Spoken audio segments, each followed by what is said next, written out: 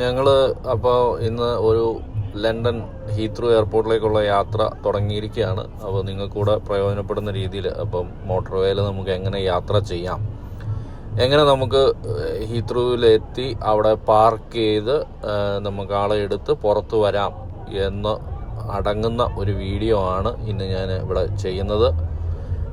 അത് അറിയാവുന്നവർക്ക് വളരെ സിമ്പിളായി തോന്നിയേക്കാമെങ്കിലും ചിലപ്പോൾ നമുക്ക് പുതിയതായിട്ട് വന്ന ആളുകൾക്ക് ഹീത്രൂവിലേക്ക് ഡ്രൈവ് ചെയ്ത് പോകുമ്പോൾ അവർക്ക് ചിലപ്പോൾ ഉപകാരപ്പെടും എന്ന് കരുതിയാണ് ഞാൻ ഇങ്ങനെ പോകുന്ന സമയത്ത് നമ്മൾ ഇവിടുന്ന് എങ്ങനെ പോകണം, എവിടെ കൊണ്ട് പാർക്ക് ചെയ്യണം, എങ്ങനെ ലൈൻ കീപ്പ് ചെയ്യണം എന്നൊക്കെയുള്ള കാര്യം ഒന്ന് വീഡിയോയിലൂടെ കാണുമ്പം അത് കുറച്ചുകൂടെ മനസ്സിലിരിക്കുമല്ലോ എന്ന് കരുതിയാണ് ഞാൻ ചെയ്യുന്നത്. അപ്പോൾ എൻ്റെ ഇതിൽ എന്തെങ്കിലും മിസ്റ്റേക്കുകൾ ഉണ്ടെങ്കിൽ അറിയാവുന്നവർക്ക് അത് കമൻറ്റിലൂടെ തിരുത്താവുന്നതാണ്.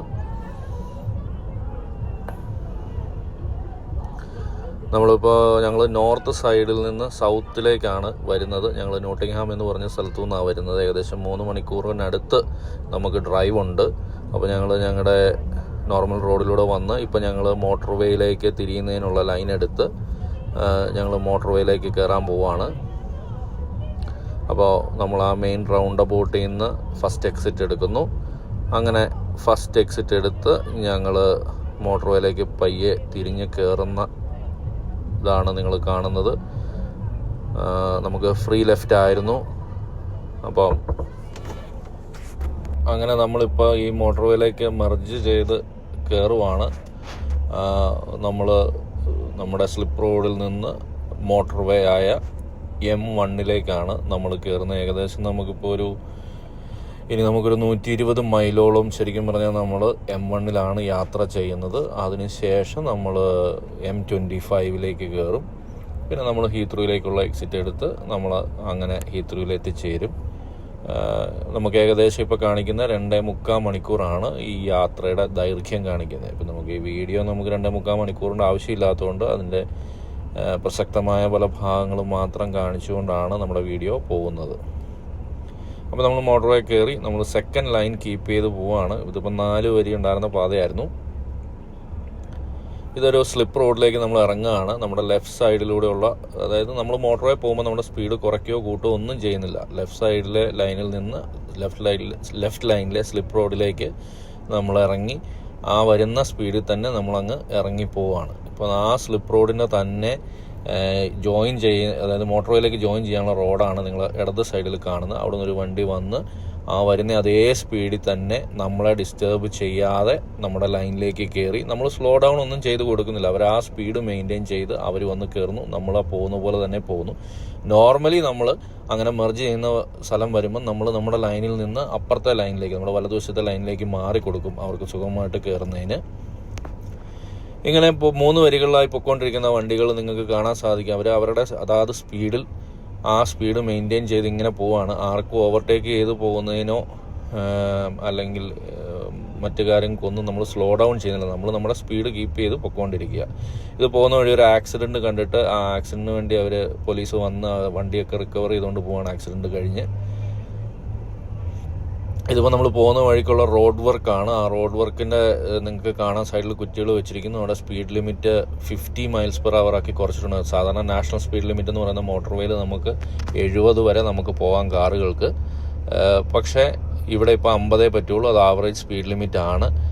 അത് കൃത്യമായിട്ടുള്ള ബോർഡുകൾ അവർ സ്ഥാപിച്ചിട്ടുണ്ട്. അപ്പോൾ അത് നമ്മൾ 70 ആണ് നമുക്കറിയാമെങ്കിലും സൈഡിൽ അങ്ങനെ റെഡ്യൂസ് ചെയ്ത സ്പീഡ് ലിമിറ്റോ ബോർഡുകളോ വല്ലതും ഉണ്ടോ എന്നുള്ളത് നമ്മൾ എപ്പോഴും മോട്ടോർ വേയിൽ ഡ്രൈവ് ചെയ്യുമ്പോൾ ഭയങ്കര കെയർഫുള്ളായിട്ട് ശ്രദ്ധിക്കണം. ഇപ്പോൾ മുകളിലൊരു സൈൻ ബോർഡ് നമുക്ക് വരുന്നുണ്ട്. അതെന്താണെന്ന് അതിനടുത്ത് എത്തുമ്പോഴേ നമുക്ക് അറിയത്തുള്ളൂ. അത് വന്നിട്ട് പറയുന്നത് സോൾട്ട് സ്പ്രെഡിങ് നടക്കുന്നു. ഇപ്പോൾ ഒരു തണുപ്പ് കാലം ആയതുകൊണ്ട് സോൾട്ട് സ്പ്രെഡിങ് നടക്കുന്നു. ഇപ്പോൾ നമ്മുടെ ലെഫ്റ്റ് സൈഡിൽ കാണുന്നൊരു ബോർഡ് എന്ന് പറയുന്നത് നമുക്കൊരു സർവീസസ് തൊട്ടടുത്ത് തന്നെ ഉണ്ടെന്നാണ്. ദീർഘദൂര യാത്രയിൽ മടുപ്പ് തോന്നുന്നവർക്ക് ഈ സർവീസസിൽ കയറി നമുക്ക് ഒന്ന് റിഫ്രഷ്മെൻ്റ് ഒക്കെ കഴിഞ്ഞ് നമുക്ക് മുന്നോട്ട് പോകാൻ സാധിക്കും. നമ്മുടെ ആ സ്പീഡ് ലിമിറ്റ് റെസ്ട്രിക്ഷൻസ് കഴിഞ്ഞു എന്നതിൻ്റെ സിമ്പിളാണ് ഇവിടെ ഇപ്പോൾ കണ്ടത്. അങ്ങനെ നമ്മുടെ യാത്രകൾ നമ്മളിങ്ങനെ തുടർന്നുകൊണ്ടിരിക്കുന്നത്. വീണ്ടും ഒരു സ്ലിപ്പ് റോഡ് വന്ന് നമ്മുടെ റോഡിലേക്ക് ജോയിൻ ചെയ്യുകയാണ്. അപ്പോൾ നമ്മൾ നമ്മുടെ പോകുന്ന ലൈനിൽ നിന്ന് നമ്മൾ തൊട്ടടുത്ത ലൈനിലേക്ക് നമ്മൾ മാറിക്കൊടുത്തു. സ്ലിപ്പ് റോഡിൽ നിന്ന് വരുന്ന വണ്ടികൾക്ക് സുഗമമായിട്ട് ഈ ലൈനിലേക്ക് കയറാൻ വേണ്ടിയിട്ട്. അങ്ങനെ നമ്മളിങ്ങനെ മുന്നോട്ട് പൊയ്ക്കൊണ്ടിരിക്കുന്നു. അപ്പം അപ്പോൾ ഇനി നമ്മൾ ഏകദേശം ഇനി നമുക്ക് ഒരു 1 മണിക്കൂർ 25 മിനിറ്റ് കൂടെ ഉണ്ട്. അതായത് 71 മൈലൂടെ നമ്മൾ യാത്ര ചെയ്യാനുണ്ടെന്നാണ് നമ്മളെ നാവിഗേഷൻ പറയുന്നത്. ഇപ്പോഴത്തെ നമ്മുടെ 70 മൈലായിരുന്ന സ്പീഡ് ലിമിറ്റ് 60ലേക്ക് കുറച്ചിരിക്കുകയാണ്. അപ്പോൾ നമ്മൾ 60-ൽ തന്നെ ഇങ്ങനെ കണ്ടിന്യൂ ചെയ്തുകൊണ്ടിരിക്കുന്നു.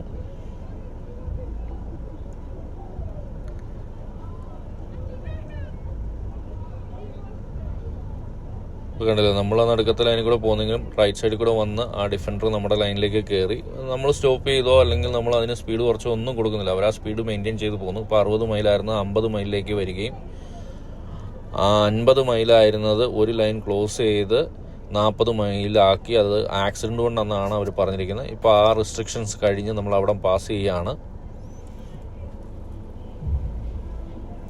ഇപ്പോൾ വീണ്ടും നാഷണൽ സ്പീഡ് ലിമിറ്റ് ആയി. മുമ്പേ പറഞ്ഞ പോലെ സോൾട്ട് സ്പ്രെഡിങ്ങിൻ്റെ വണ്ടിയാണ് പോകുന്നത്. അതിങ്ങനെ ഉപ്പ് വിതറിക്കൊണ്ടിരിക്കുകയാണ്. കാരണം ഇവിടെ ഇപ്പോൾ ഒരു തണുപ്പ് കാലം ആയതുകൊണ്ടാണ് റോഡുകൾ മറ്റേ ഫ്രോസ്ഡ് ആയിട്ടുള്ള ബുദ്ധിമുട്ടുകളൊന്നും ഉണ്ടാവാതിരിക്കാൻ വേണ്ടിയാണ് സ്പ്രെഡ് ചെയ്യുന്നത്.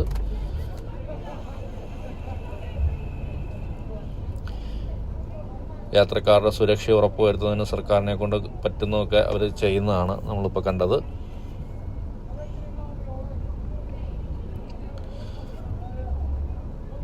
ഇപ്പം നമുക്ക് മുമ്പിൽ വരുന്നതെന്ന് പറഞ്ഞാൽ, അതായത് നമ്മളിപ്പോൾ നല്ലൊരു ദൂരം കടന്ന് നമ്മളിപ്പോൾ M25ലേക്ക് മെർജ് ചെയ്യുന്നതിന് വേണ്ടിയുള്ള ലൈൻ കീപ്പ് ചെയ്തു. അതിൻ്റെ ബോർഡായിരുന്നു നമ്മളവിടെ കണ്ടത്. അപ്പോൾ നമ്മൾ ലെഫ്റ്റിലേക്ക് തിരിയുവാണ്. ലെഫ്റ്റിലേക്ക് തിരിഞ്ഞാണ് നമ്മൾ M25ലേക്ക് ജോയിൻ ചെയ്യേണ്ടത്. M1 വീണ്ടും കണ്ടിന്യൂ ചെയ്യുന്നു. പക്ഷേ നമ്മൾ ഇവിടെ എക്സിറ്റ് എടുക്കണം. അതുകൊണ്ടാണ് നമ്മൾ ലെഫ്റ്റ് ലൈൻ തന്നെ കീപ്പ് ചെയ്ത് പോകുന്നത്. നിങ്ങൾ മുകളിലത്തെ ബോർഡ് വരുന്നത് നോക്കിയാൽ കാണാം. നമ്മൾ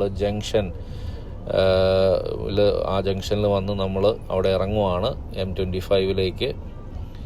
ബോർഡ് കാണുമ്പോൾ നിങ്ങൾക്കറിയാം. അപ്പോൾ നമ്മൾ ഹീത്രൂ എയർപോർട്ടിലേക്ക് പോകാനായതുകൊണ്ട് തന്നെ നമ്മൾ റൈറ്റ് ലൈൻ കീപ്പ് ചെയ്യുന്നതാണ് നമുക്ക് അവിടെ ഇറങ്ങുമ്പം ഏറ്റവും സൗകര്യം. ആ വലതുവശത്തെ 3 വരിയിൽ ഏത് വേണേലും നമുക്ക് യൂസ് ചെയ്യാം.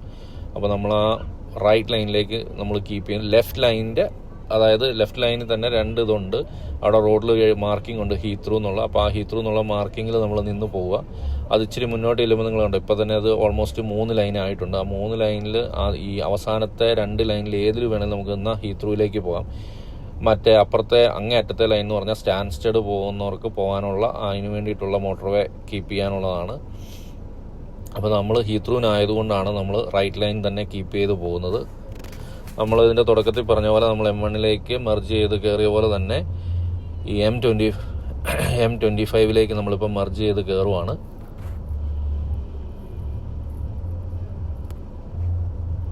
നമ്മളിങ്ങനെ ഈ റൗണ്ട് എടുത്ത് അപ്പോൾ നമ്മൾ ഇറങ്ങിയ എക്സിറ്റ് വന്ന ആ വഴി 2ആയി. ഒന്ന് സ്റ്റാൻസ്റ്റഡിൻ്റെ അങ്ങോട്ട് വന്ന് ഹീത്രൂവിൻ്റെ അങ്ങോട്ടേക്കും പോന്നു. അതിൽ ഹീത്രൂവിൻ്റെ അങ്ങോട്ടേക്ക് ഇതിൽ വന്ന് നമ്മൾ M25ലേക്ക് നമ്മൾ ജോയിൻ ചെയ്യാണ്. ഇനിയിപ്പോൾ നമുക്ക് ഏകദേശം ഒരു 1/4 മണിക്കൂർ കൊണ്ട് നമ്മൾ ഹീത്രൂ എത്തും. അപ്പം ഞാൻ നേരത്തെ പറഞ്ഞ പോലെ ഈ 1/4 മണിക്കൂറൊന്നും വീഡിയോയിലില്ല. അപ്പോൾ നമ്മളിങ്ങനെ പോയി നമ്മുടെ യാത്ര ഇങ്ങനെ തുടർന്നുകൊണ്ടിരിക്കുന്നു.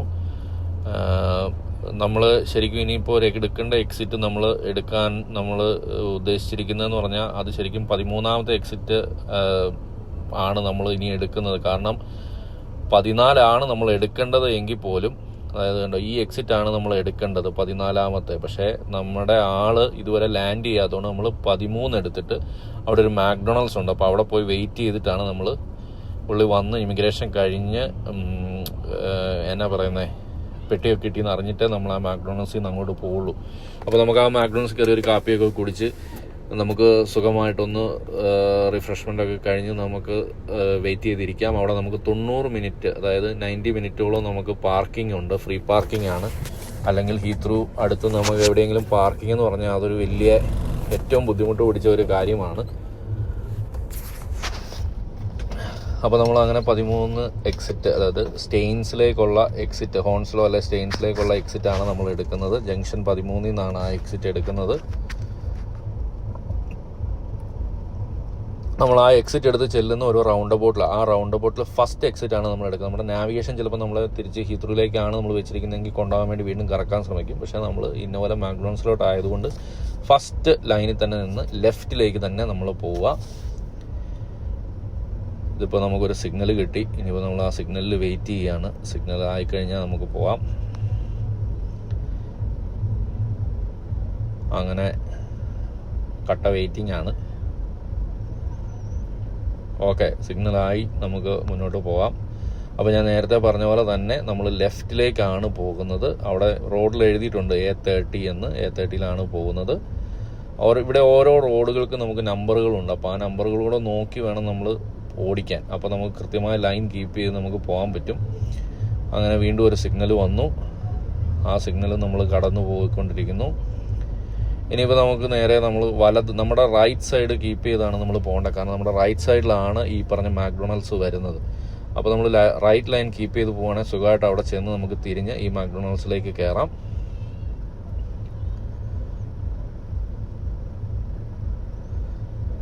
നമ്മളിങ്ങനെ പോകുന്നു. അപ്പോൾ അവിടെ നമുക്ക് പോകുന്ന വഴിക്കൊരു സിഗ്നലൊക്കെ ഉണ്ട്. അതേ ഇപ്പോൾ നമ്മൾ അങ്ങനെ യാത്ര ചെയ്ത് നമ്മുടെ മാക്ഡൊണാൾഡ്സ് ആണ് വലതുവശം കാണുന്നത്. അപ്പോൾ നമ്മൾ റൈറ്റ് ലൈനിൽ നിന്ന് അങ്ങോട്ടേക്ക് നമ്മൾ ആ റൈറ്റിലേക്ക് പോകുന്ന ഒരു വഴിയുണ്ട്. ആ വഴി കയറി വേണം മാക്ഡൊണാൾഡ്സിൻ്റെ പാർക്കിങ്ങിലേക്ക് കയറാൻ. അങ്ങനെ ഞങ്ങളിപ്പം ഇവിടെ നമുക്ക് റൈറ്റ് സിഗ്നൽ കിട്ടി. നമ്മൾ നേരെ മാക്ഡൊണാൾഡ്സിൻ്റെ പാർക്കിങ്ങിലേക്ക് പോകുന്നതിനുള്ള വഴിയിലേക്ക് ചെന്നു. ഇവിടെ വീണ്ടും ഒരു റൈറ്റ് എടുത്ത് കഴിയുമ്പം നേരെ മാക്ഡൊണാൾഡ്സിലേക്കാണ് കയറുന്നത്. അങ്ങനെ നമ്മളിപ്പം മാക്ഡൊണാൾഡ്സിലേക്ക് കയറി ജസ്റ്റ് അതിൻ്റെ പാർക്കിങ് നോക്കി നമ്മൾ പാർക്കിങ്ങിലിടുവാണ്. അപ്പോൾ ഇനി നമ്മളിവിടെ കുറച്ച് നേരം സ്പെൻഡ് ചെയ്ത് ഒരു കാപ്പിയൊക്കെ കുടിച്ചിട്ട് നമ്മൾ ഒന്ന് എയർപോർട്ടിൽ ലഗേജ് കിട്ടിക്കഴിയുമ്പോഴേ എയർപോർട്ടിലേക്ക് പോകുള്ളൂ. ഇവിടെ നമുക്ക് ജസ്റ്റ് ഒരു 8 മിനിറ്റിൻ്റെ യാത്രയുള്ളൂ എയർപോർട്ട് ടെർമിനൽ 4ലേക്ക് പോകാനായിട്ട്. അപ്പോൾ ടെർമിനൽ 4ലേക്ക് വരുന്നവർക്ക് ഇവിടെ വരാം. അപ്പോൾ ഞങ്ങൾ കാപ്പിയൊക്കെ കുടിച്ച് ഇറങ്ങി അവിടെ ലഗേജ് എടുത്ത് നിൽക്കുകയാണ്. അപ്പോൾ എയർപോർട്ടിലേക്കുള്ള യാത്രയാണ്. അപ്പോൾ അവിടുന്ന് ഇറങ്ങി നമ്മൾ നേരെ ലെഫ്റ്റ് എടുക്കുന്നു. ലെഫ്റ്റ് എടുത്ത് നമ്മൾ മുന്നോട്ട് ചെന്നിട്ട് ആ സിഗ്നലിൽ നിന്ന് റൈറ്റ് എടുക്കണം. അപ്പോൾ ആ രീതിയിലാണ് നമ്മൾ പോകുന്നത്. അത് ഇപ്പോൾ ഈ മാക്ഡൊണാൾഡ്സിൽ നിന്ന് പിന്നെ പോകുന്നത് എങ്ങനെയെന്ന് കൺഫ്യൂഷൻ ഉള്ളവർക്ക് വേണ്ടിയിട്ടാണ് നമ്മളിങ്ങനെ പറഞ്ഞിരുന്നത്. സിഗ്നൽ ആയതുകൊണ്ടാണ് ഇങ്ങനെ നിൽക്കുന്നത്. ഓക്കെ, സിഗ്നൽ ക്ലിയർ ആയിട്ടുണ്ട്. അപ്പോൾ നമ്മൾ റൈറ്റ് ലൈനിൽ നിന്നിട്ട് നമ്മൾ റൈറ്റ് ലൈനിൽ കൂടെ റൈറ്റിലേക്ക് നമ്മളിങ്ങനെ പയ്യെ തിരിഞ്ഞു പോവുകയാണ്.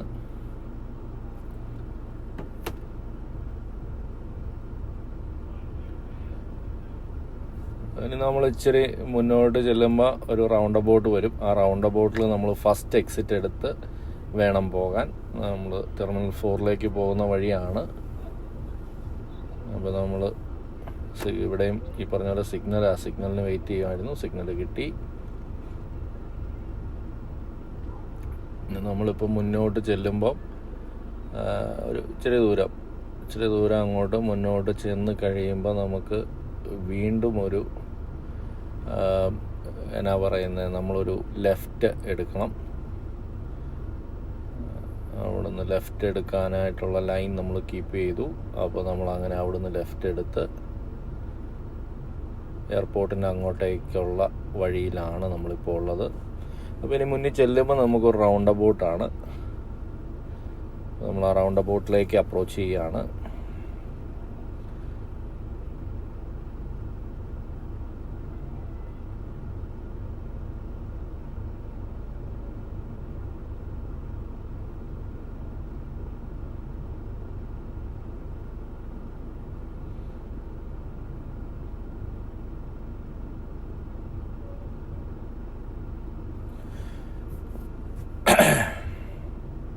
സോറി.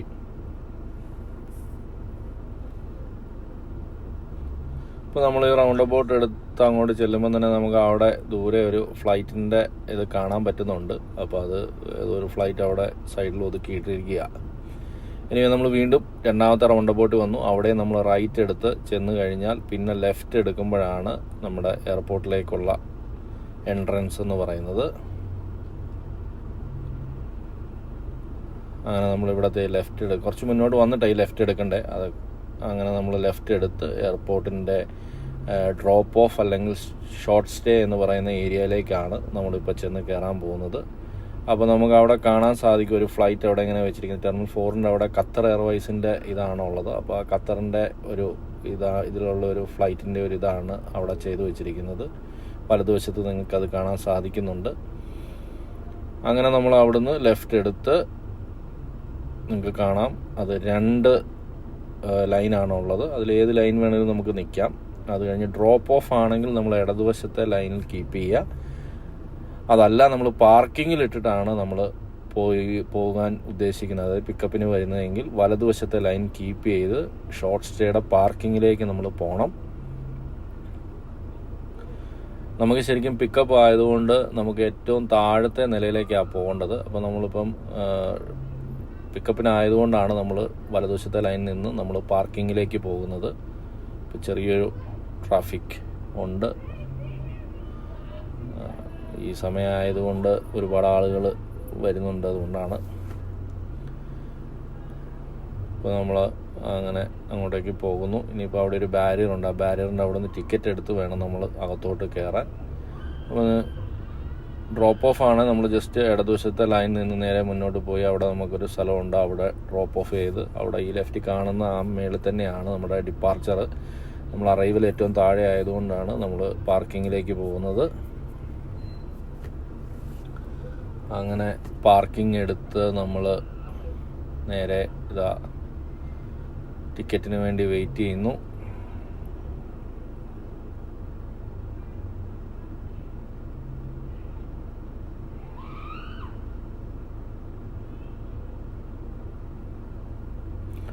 ഇപ്പോൾ നമ്മൾ ടിക്കറ്റ് എടുത്ത് നമ്മൾ ഇനിയിപ്പോൾ താഴോട്ട് പോവാണ്. റാമ്പ് ഇറങ്ങി. അപ്പോൾ ഞാനത് കുറച്ച് സ്പീഡിലാക്കി, വീഡിയോയുടെ ലെങ്ത് കൂടുന്നതുകൊണ്ട് നമ്മൾ 4ാമത്തെ നിലയിൽ നിന്ന് നമ്മൾ ഏറ്റവും 1ാമത്തെ നിലയിലേക്ക് എത്തണം. അപ്പം അത് ഇങ്ങനെ റാമ്പിൽ പോകുന്ന വെറുതെ കാണിക്കേണ്ടല്ലോ എന്ന് കരുതിയാണ് അങ്ങനെ മാറ്റിയത്. അപ്പോൾ അത് ശരിക്കും എക്സിറ്റ് ചെല്ലുന്നിടത്താണ്. അവിടെ നമ്മൾ വലത്തോട്ട് പോയ എക്സിറ്റാണ്. അപ്പോൾ അവിടെ ഇടത്തേക്ക് എടുക്കുക. അവിടെ മിനി ക്യാബ്, പ്രൈവറ്റ് ഹയർ എന്നൊക്കെ വെച്ചിട്ടുണ്ടെങ്കിൽ നമുക്ക് അവിടെ നിന്ന് നമുക്കും പോയി പിക്ക് ചെയ്യാം. അപ്പോൾ അങ്ങനെ നമ്മൾ അങ്ങോട്ട് പോയി അവിടെ ചെറുതായിട്ടൊന്ന് പാർക്ക് ചെയ്ത് പോയി നമ്മുടെ ആളെ പിക്ക് ചെയ്താൽ മതി. അപ്പോൾ നമ്മൾ ഇനി മുന്നോട്ട് ചെല്ലുമ്പോൾ നമുക്ക് പാർക്കിങ്ങിന് സ്പേസ് ഉള്ള എവിടെയാണോ അവിടെ കയറ്റി നമ്മളങ്ങ് പാർക്ക് ചെയ്യും. അവിടെ അത് പാർക്ക് ചെയ്ത് കഴിഞ്ഞിട്ട് നമുക്ക് അവിടുന്ന് നേരെ അങ്ങോട്ടകത്തേക്ക് നടന്ന് എയർപോർട്ടിൻ്റെ അറൈവലിലേക്ക് തന്നെയാണ് നമ്മൾ ഡയറക്റ്റ് ചെല്ലുന്നത്. പിന്നെ ലിഫ്റ്റ് എടുക്കുക അങ്ങനെ നമ്മുടെ ഓക്കെ നമുക്കിവിടെ പാർക്കിങ്ങിന് സ്ഥലം കിട്ടി.